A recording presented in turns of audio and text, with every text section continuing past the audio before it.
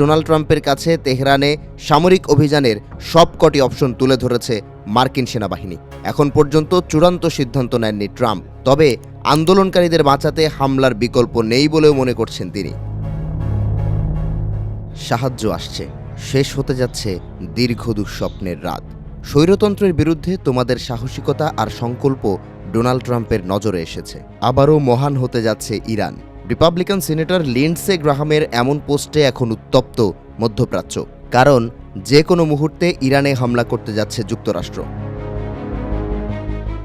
মার্কিন গোয়েন্দাদের বরাতে অ্যাক্সিওসের প্রতিবেদন বলছে সরাসরি সামরিক অভিযান ছাড়াও সাইবার অ্যাটাকের পরিকল্পনা রয়েছে। তালিকায় আছে যুক্তরাষ্ট্রের বিমানবাহী রণতরীকে ইরানের পারস্য উপসাগরে প্রেরণের ঘোষণা ও তেহরানের সরকারি গুরুত্বপূর্ণ স্থাপনায় হামলা। এমন পরিস্থিতিতে মরণ কামড় দেওয়ার চেষ্টা করছে আয়াতুল্লাহ খামেনি প্রশাসন। দেশটির পার্লামেন্ট স্পিকার মোহাম্মদ বাঘের গ্যালিভাফ জানান, ইরানে হামলা চালানো হলে মধ্যপ্রাচ্যে অবস্থিত যুক্তরাষ্ট্রের সবকটি সামরিক ঘাঁটি আইআরজিসির বৈধ টার্গেটে পরিণত হবে, বাদ যাবে না ইসরায়েল।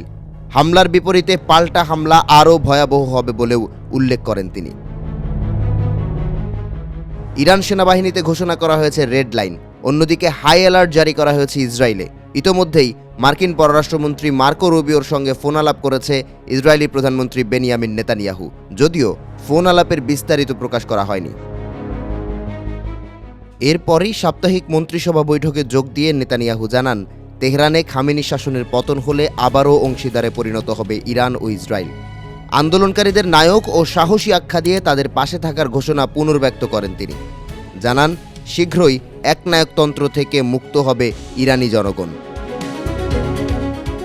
আইডিএফের প্রধান লেফটেন্যান্ট জেনারেল ইয়াল জামিরকে পরিস্থিতি পর্যবেক্ষণ করে পরিকল্পনা পেশ করার নির্দেশ দিয়েছেন নেতানিয়াহু। ইরান হিউম্যান রাইটসের তথ্য বলছে 2 সপ্তাহে আন্দোলনে প্রাণ হারিয়েছেন কমপক্ষে 2 শতাধিক বিক্ষোভকারী। নরওয়ে ভিত্তিক মানবাধিকার সংস্থার দাবি, প্রাণহানির সংখ্যা ছাড়িয়ে যেতে পারে কল্পনাকেও। একে গণহত্যার সঙ্গেও তুলনা করেছে আইএচআর। যদিও থামানো যাচ্ছে না বিক্ষোভ, পারস্য উপসাগর থেকে যা ছড়িয়ে পড়েছে গোটা ইউরোপে। তুরস্কের আঙ্কারায় ইরানি কনসুলেটের বাইরে আন্দোলনে অংশ নিয়েছেন বিক্ষোভকারীরা। রাজা দীর্ঘজীবী হোক স্লোগানে উত্তাল জার্মানির ফ্রাঙ্কফুর্ট। যুক্তরাজ্যের লন্ডনে ইরানি দূতাবাসের সামনে পতাকা নামিয়ে সিংহ ও সূর্যখচিত পতাকা উত্তোলন করা হয়েছে। বেলজিয়াম, সুইডেন ও ফ্রান্সেও রেজা পাহলভিকে দেশে প্রত্যাবর্তনের অনুরোধ জানিয়েছেন বিক্ষোভকারীরা।